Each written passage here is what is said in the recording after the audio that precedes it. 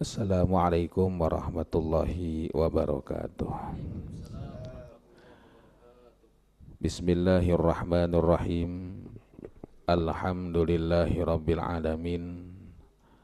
Assalatu wassalamu ala sayyidil mursalin habibina wa syafi'ina wa maulana Muhammadin wa ala alihi wa sahbihi ajma'in. Subhanaka la ilma lana illa ma 'allamtana innaka antal alimul hakim. La haula wa la quwata illa billahil aliyyil azim. Amma ba'du. Para shaimin, para shaimat, mu'takifin, mu'takifat, mari sama-sama kita baca doa, ikuti setelah saya. Bismillahirrahmanirrahim. Rabbi auzi'ni an ashkura ni'mataka allati an'amta alayya wa ala walidayya wa an a'mala salihan tardahu wa adkhilni birahmatika fi ibadika salihin. Hadratul muhtaramin, para shaimin, para shaimat, para mu'takifin, para mu'takifat. Alhamdulillah kita sekarang berada di penghujung dari bulan Ramadan.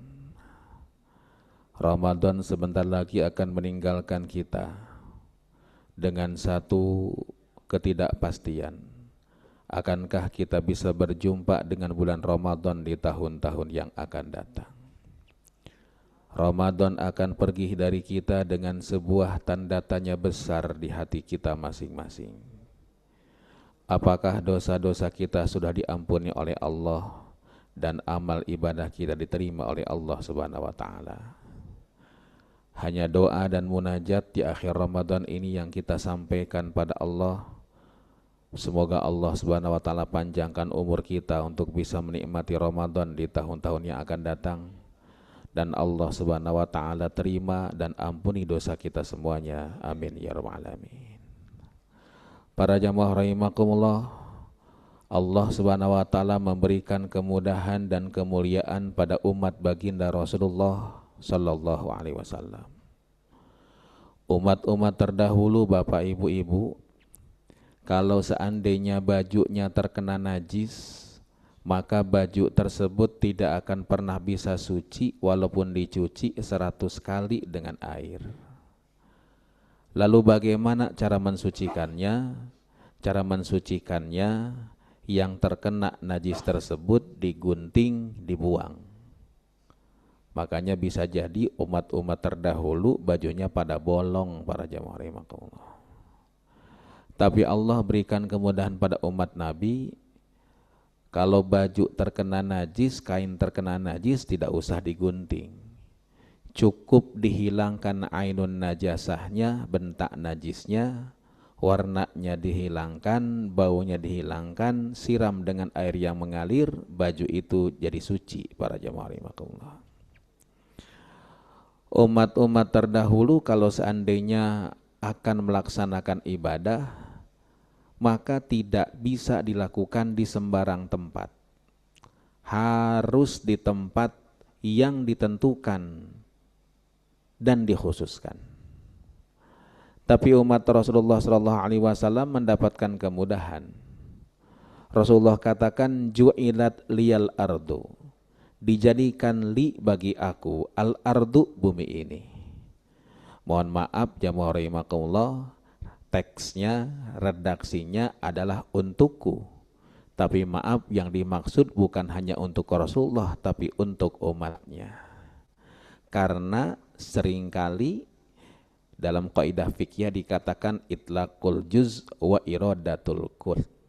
Yang disebutkan itu satu, tapi yang dimaksudkan adalah banyak. Banyak hadis-hadis yang seperti ini. Karena itu kalau kita mendapatkan satu hadis, jangan langsung mengambil kesimpulan terlebih dahulu, para jamaah rahimakumullah. Tanya kepada orang ahlinya. Salah satu contohnya jamaah rahimakumullah, bapak-bapak, ibu-ibu, kalau kita lihat dalam sejarah, ternyata Abu Bakar Siddiq nulis hadisnya lebih sedikit dibandingkan dengan Abu Hurairah. Padahal Abu Hurairah itu masuk Islam 3 tahun sebelum Rasulullah meninggal dunia. Abu Bakar Siddiq pemuda pertama, orang yang pertama masuk Islam, tapi hadis yang diriwayatkan Abu Bakar ternyata lebih sedikit jauh dari apa yang diriwayatkan Abu Hurairah. Kenapa sih demikian? Para jamaah rahimakumullah, di awal-awal Islam dulu Rasulullah melarang orang nulis hadis. Kata Nabi, la taktubu anni ghairal Qur'an. Hei sahabat-sahabat semuanya, jangan kau tulis dari aku kecuali Al-Quran. Kenapa? Takut nyampur antara perkataan Nabi dengan perkataan Allah. Nah, para jamaah rahimakumullah, karena itu tidak ada yang berani sahabat nulis hadis. Begitu Rasulullah dengan para sahabat bisa membedakan mana Quran dan mana hadis, perkataan Rabi dengan perkataan Allah. Kemudian Mekah kemudian dibuka tahun ke-8 Hijriah.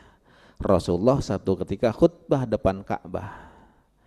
Yang mendengar itu banyak orang, termasuk ada seorang tua namanya Abu Syah.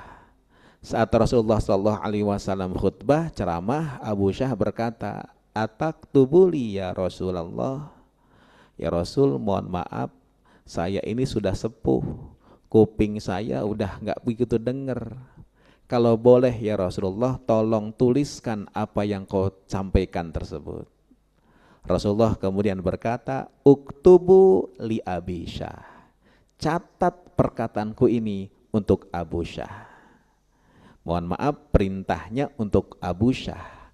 Tapi ini menunjukkan izin untuk semua orang nulis hadis, para jemaah rahimakumullah. Nah, kata Nabi, ju'ilat liyal ardu.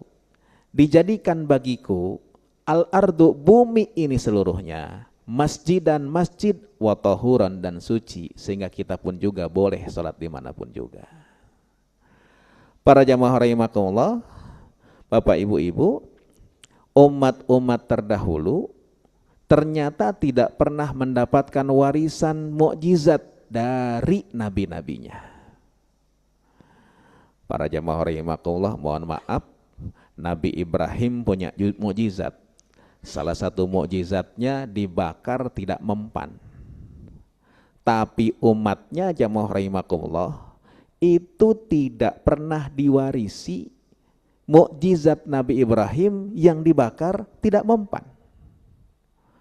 Makanya dulu saya pernah coba, apa benar nih para jamaah rahimakumullah, di Al-Quran itu ada perkataan Allah, ya narukuni bardan wasalaman ala Ibrahim. Hei api, jadilah kau dingin, selamatkan Nabi Ibrahim. Ayat ini dulu zaman saya mondok saya baca 1000 kali tiap habis sholat. Bahkan saya puasa 3 hari, harapannya dibakar nggak mempan. Selesai 3 hari, panggil teman, saya habis ngamalin ayat ya narukuni bardan wasalaman ala Ibrahim. Nih, dulu Allah berkata begini kepada api, apinya adem, Ibrahim nggak kebakar. Tuh, ada obat nyamuk bakar. Dulu kan di pondok tuh suka ada obat nyamuk bakar.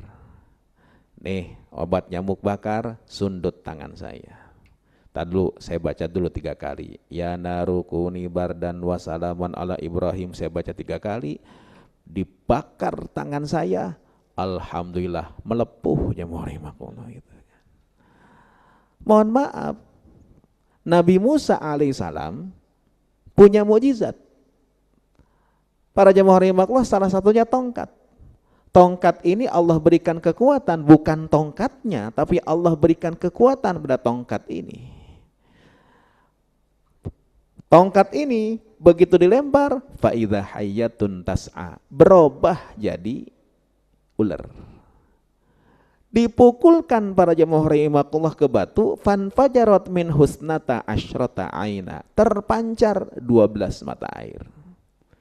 Dipukulkan ke laut, fanfalaqa, terbelah itu air.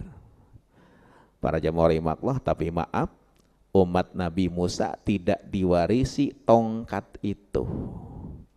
Bahkan ketika umat Nabi Musa bertanya pada Nabi Musa, wa ma tilka biyaminika ya Musa, wahai Musa, apa yang di tangan kau itu? Tongkat itu begitu sakti, dipukulkan ternyata terbelah, jadi laut jadi terbelah.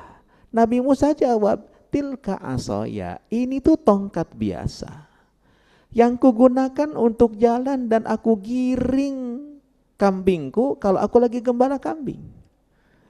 Para jamaah rahimakumullah, makanya mohon maaf tidak pernah ada kisah pencarian tongkat Nabi Musa alaihissalam. Gak ada.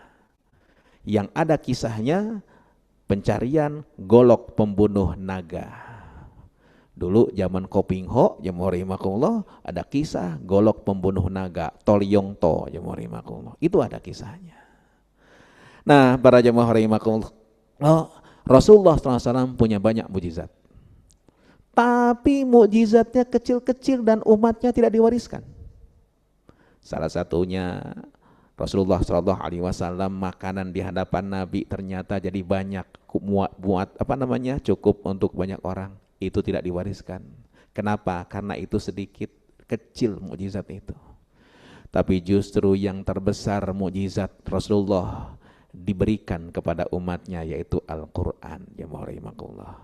Dan Ramadan ini salah satu di satu-satunya bulan yang disebutkan dalam Al-Quran, dan penyebutan Al-Quran, penyebutan Ramadan dalam Al-Quran tidak berhubungan dengan puasanya, tapi justru berhubungan dengan Qurannya.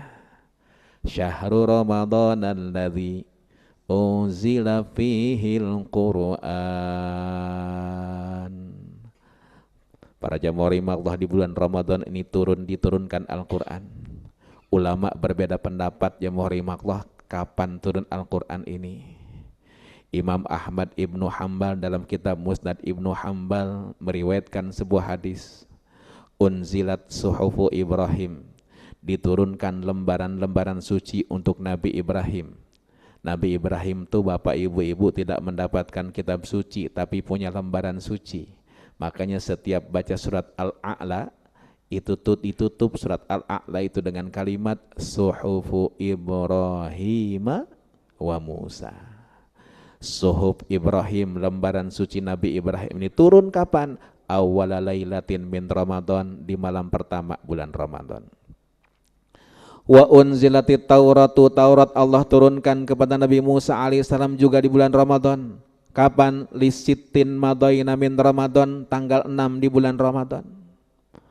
Wa unzilal Injil, Injil pun Allah turunkan di bulan Ramadan. Kapan tepatnya? Lisalasa asyrata khalat min Ramadan, tanggal 13 bulan Ramadan. Lalu kata hadis riwayat Imam Ahmad Ibnu Hanbal ini, wa unzilal Furqan, sedangkan diturunkan Al-Furqan. Al-Furqan itu nama lain dari Al-Quran. Kapan? Li arba'in wa ishrina min Ramadan, tanggal 24 bulan Ramadan. Nah, ini ternyata ada perbedaan. Menurut hadis ini 24, orang Indonesia meyakini nuzulul Quran tanggal 17. Maaf, perbedaan ini hal yang biasa.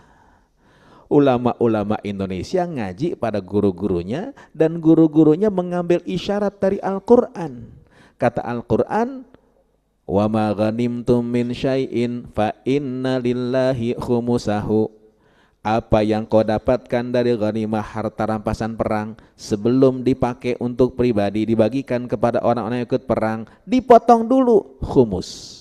Khumus itu 1/5, 20%. Ditutup ayat tersebut, in kuntum amantum billah, kalau engkau betul beriman kepada Allah. Wa ma anzalna ala abdina, dan betul-betul beriman kepada yang apa Allah turunkan kepada Rasulnya. Apa yang diturunkan? Tentunya Al-Quran. Kapan diturunkannya? Yaumal Furqan, di hari Furqan. Hari Furqan itu hari pembeda antara hak dan batil. Kapan itu hari Furqan? Yaumal taqal jam'an, hari tatkala dua kelompok berjumpa, kelompok musyrikin dan kelompok muslimin. Kapan itu? Perang Badar. Perang Badar terjadinya tanggal 17 Ramadan. Mohon maaf, perbedaan ini nggak usah saling salahkan Bapak Ibu. Para jamaah rahimakumullah, sayangnya di Indonesia pada khususnya, di dunia Islam pada umumnya, ternyata perbedaan ini jadi kotak-kotak. Bahkan mohon maaf, empati bisa jadi hilang karena beda golongan, beda pendapat. Ini yang disayangkan para jamaah rahimakumullah.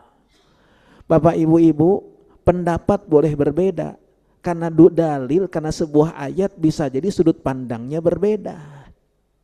Kalau Bapak Ibu datang ke Bangladesh, datang ke India, datang ke Turki, di Turki para jemaah rahimakumullah kalau salat ghairil maghdubi alaihim waladdallin, aminnya enggak keras karena madhabnya madhab Hanafi.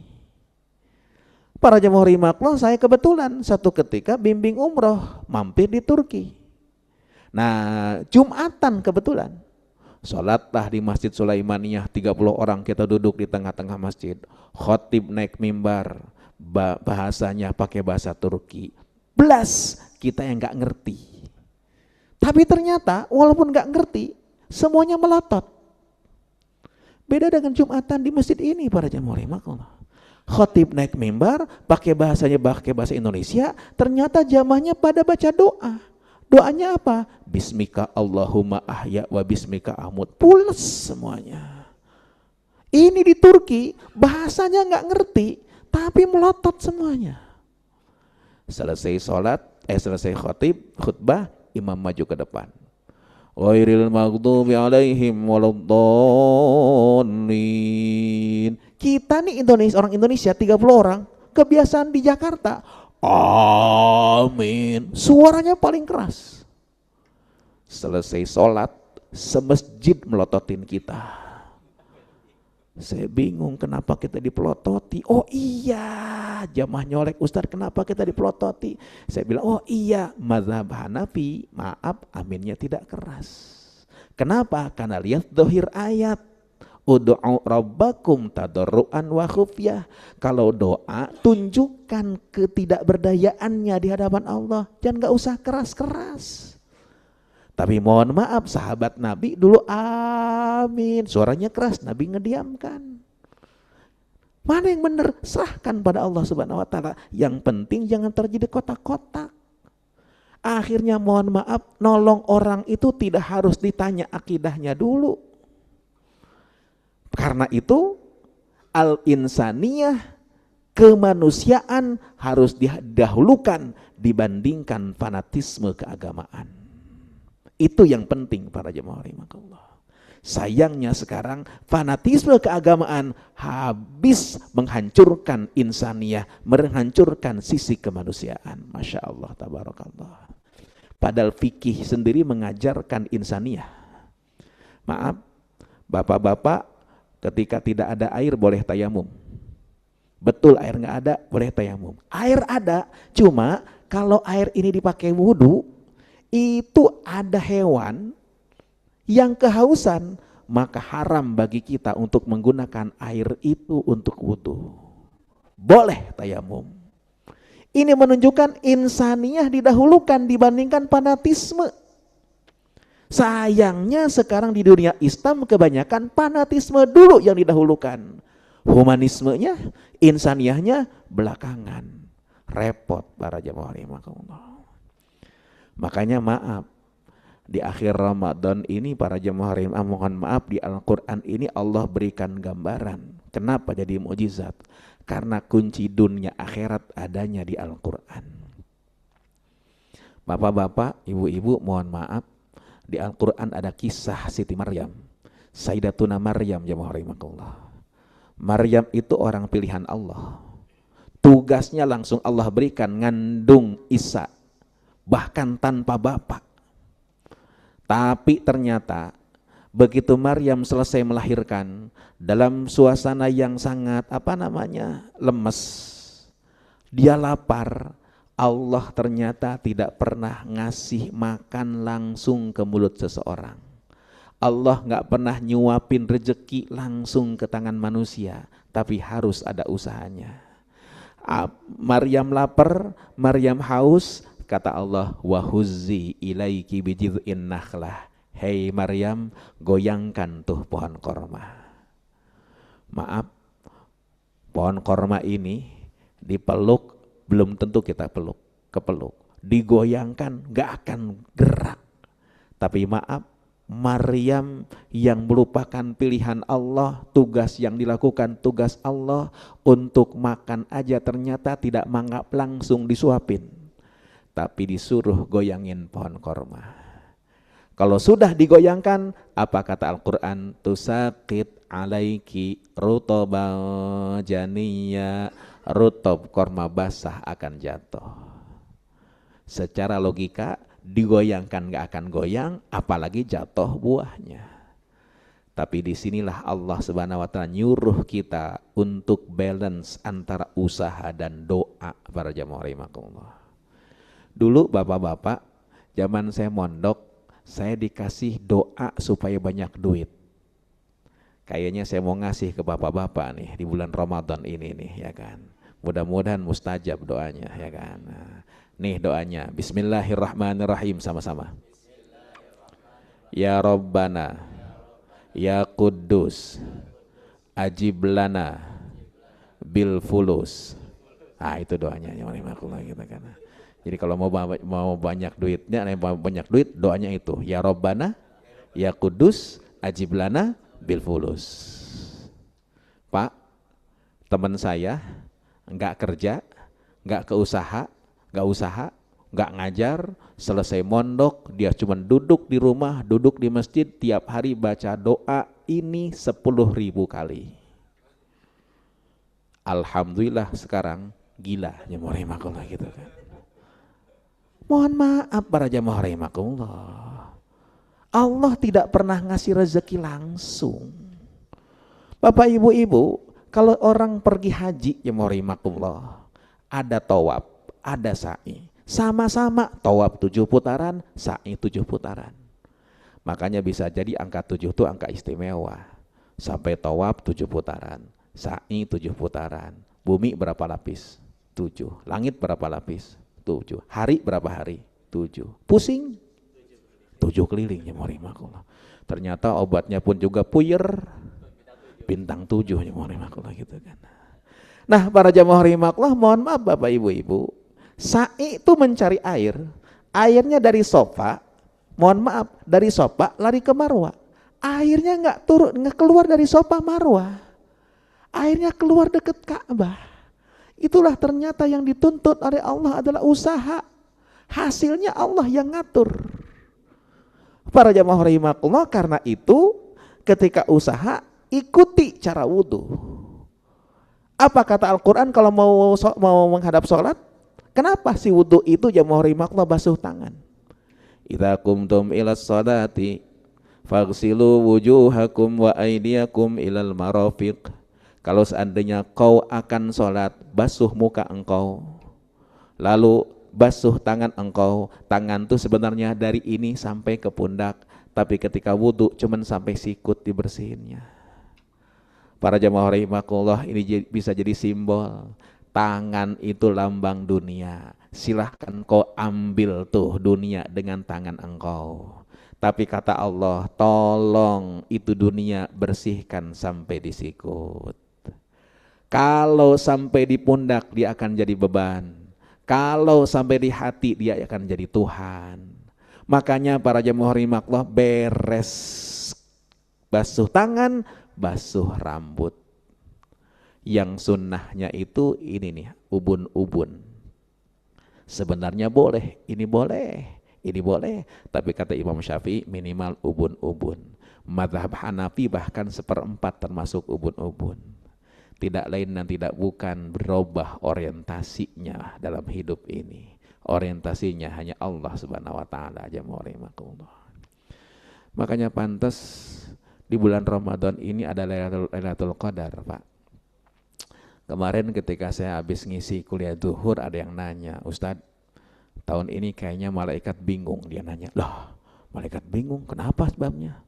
Karena sekarang ini beda antara Muhammadiyah dengan pemerintah. Katanya Lailatul Qadar itu turun di malam terakhir, khususnya di malam ganjil. Tapi mohon maaf Pak Ustadz, sekarang malam ganjil menurut Muhammadiyah, tapi menurut pemerintah genap. Jadi malaikat bingung Pak Ustadz ini ganjil apa genap? Katanya malaikat gitu kan. Mohon maaf ini saya bercanda, cuma malaikat nggak bingung ya kan. Para jamaah rahimakumullah, maaf. Saya memahami Lailatul Qadar ini bukan hanya sekedar teks pahala. Karena orang masuk surga bukan karena perbuatannya. Orang masuk surga itu karena rahmat Allah, kasih sayang Allah. Ibadah ini kita lakukan dalam rangka mencari muka di hadapan Allah. Sehingga Allah kenal kita, sehingga Allah rahmat sayang sama kita semuanya. Lailatul Qadar itu para jemaah rahimakumullah dalam malam saat seseorang, kata Imam Qushairi, al-intibah min ruqdatil ghaflah, saat seseorang terbangun kesadarannya, Masya Allah, hidup saya kok begini ya Allah Rabbana. Sering berbuat maksiat, kadang-kadang anak dikasih uang haram ya Allah.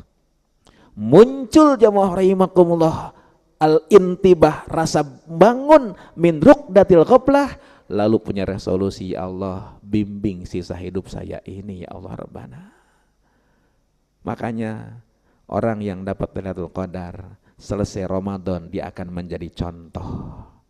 Indonesia khususnya, umat Islam pada umumnya tidak kekurangan orang yang bisa memberi contoh, tapi kurang orang yang menjadi contoh.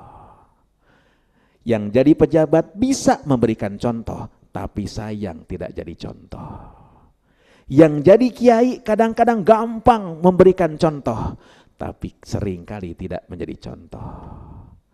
Para jamaah rahimakumullah, untuk menjadi contoh ini tidak usah jadi ustadz semuanya, tidak usah jadi kiai semuanya, karena kalau jadi kiai semuanya, jadi ustadz semuanya, repot, bisa berebut berkat jamaah rahimakumullah gitu kan. Mohon maaf, sebelum Ramadan saya ceramah di Ciledug. Selesai ceramah dikasih berkat. Berkat buat ustadz biasanya lebih gede dibandingin buat jamaah. Saya bawa tuh berkat ke mobil. Lagi jalan ke mobil, tiba-tiba anak kecil yang ikut pengajian baca sholawat. Sallallahu ala Muhammad, sallallahu alaihi wasallam. Ya Allah, sedikit amat yang banyak buat Pak Ustadz, katanya tuh kan. Maaf, tidak usah jadi ustadz, tidak usah jadi kiai semuanya, tapi silahkan jadikan bisnis kita sebagai dakwah, bukan dakwah yang jadi bisnis. Dakwah bukan hanya ngomong di atas mimbar. Dakwah itu menginspirasi kebaikan, menginisiasi kebaikan, berpihak pada kebaikan, dan tetap dalam kebaikan sampai wafat menjemput kita semuanya. Mudah-mudahan kitalah yang mendapatkan Lailatul Qadar itu, sehingga di dalam hati para jemaah rahimakumullah ada al-intibah, ada muncul kesadaran min ruqdatil ghaflah, dari tidur yang melalaikan dalam kehidupan ini para jemaah rahimakumullah. Di akhir Ramadan ini, mari sama-sama kita bacakan umul kitab suratul Fatihah. Satu, kita doakan orang tua kita semuanya. Saya yakin kita bisa seperti ini karena bimbingan mereka. Semoga orang tua kita yang telah tiada, Allah jadikan kubur mereka raudhah min riyadil jannah. Orang tua kita yang masih ada, mereka sudah sepuh dan kadang-kadang sakit-sakitan. Dengan Fatihah ini kita mohon pada Allah, semoga Allah jadikan penyakit yang diderita sebagai penghapus dosa-dosa mereka. Yang kedua, kita mohon pada Allah, pada putra-putri kita yang kita tinggalkan di rumah. Semoga Allah bimbing langkah mereka, Allah jaga keimanan keislaman mereka, Allah jadikan mereka anak-anak yang soleh dan soleha. Yang ketiga, kita doakan tempat kerja kita. Karena siapa lagi yang mendoakan tempat kerja ini kalau bukan karyawannya, jamaah rahimakumullah. Mudah-mudahan Allah berikan kemudahan dalam seluruh urusan perusahaan kita. dan Allah berikan kemudahan kita dalam mendapatkan rizki yang maslahat, manfaat dan barokah dari hasil kerja kita semuanya. Dan terakhir kita mohon Allah tutup Ramadan ini dengan ampunan, dengan rahmatnya, dan Allah panjangkan umur untuk Ramadan-Ramadan yang akan datang. Ala hadhihi niyah wa likulli niyatin salihah wa ila hadratin nabil mustafa Muhammadin sallallahu alaihi wasallam. Al-Fatihah. Bismillahirrahmanirrahim. Alhamdulillahirabbil alamin arrahmanir rahim maliki yaumiddin. Iyyaka na'budu wa iyyaka nasta'in ihdinas siratal mustaqim siratal ladzina an'amta 'alaihim ghairil maghdubi 'alaihim waladdallin amin. Bismillahirrahmanirrahim. Alhamdulillahirabbil alamin. Allahumma shalli ala sayidina Muhammad wa ala ali sayidina Muhammad. Allahumma ij'al jam'ana hadza jam'an marhuma wa tafarruqana min ba'dihi tafarruqan ma'suma. Allahumma la tada' lana fi maqamina hadza dhanban illa ghafartah wa la hamman illa farajtah wa la 'aiban illa satartah wa la maradan illa syafaitah wa la maqsadan illa ballagtah wa la amalan illa hasaltah wa la hajatan min hawaijid dunya wal akhirah illa qadaitaha wa yassartaha ya rabbal alamin. Allahumma ij'al auladana wa banatina wa dzurriyyatina wa talamidana wa tilmidzatina min ahlil ilmi wa ahlil khair wa la taj'alna wa iyyahum min ahli syarri wad dhair. Rabbana ighfir lana dzunubana wa liwalidina warhamhum kama rabbawna shighara. Rabbana ighfir lana wal ikhwanina alladzina sabaquna bil iman wa la taj'al fi qulubina ghillan lil ladzina amanu rabbana innaka ra'ufur rahim. Allahumma taqabbal minna salatana wa siyamana wa qiyamana wa ruku'ana wa sujudana wa tadarru'ana wa takhasyu'ana wa ta'abbudana wa tammim taksirana ya Allah ya Allah ya arhamar rahimin. Rabbana taqabbal minna innaka antas samiul alim wa tub alaina innaka antat tawwabur rahim. Rabbana atina fid dunya hasanah wa fil akhirati hasanah wa qina adzaban nar. Wa sallallahu ala sayidina Muhammadin wa ala alihi wa sahbihi wasallam. Subhana rabbika rabbil izzati amma yasifun wa salamun alal mursalin walhamdulillahi rabbil alamin. Terima kasih. Wallahul muwaffiq ila aqwamit thoriq. Assalamualaikum warahmatullahi wabarakatuh.